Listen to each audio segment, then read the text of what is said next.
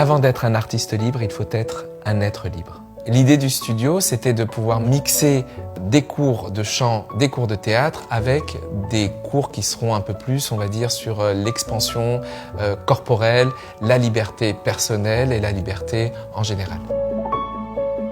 Je parcours différentes méthodes, que ce soit le Qigong, la gyrotonique, la méthode Feldenkrais, et toutes ces méthodes-là m'ont ouvert effectivement à une nouvelle méthode qui s'appelle la méthode Ilan Lev, qui est une méthode qui est éminemment sur le lâcher-prise.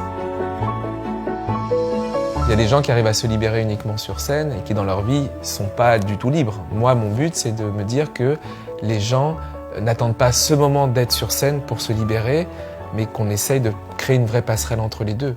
D'arriver à trouver l'artiste que j'ai en face de moi, d'essayer de le révéler et effectivement d'acquérir une telle aisance et une telle liberté que de se laisser exister devant l'autre tel que l'on est vraiment.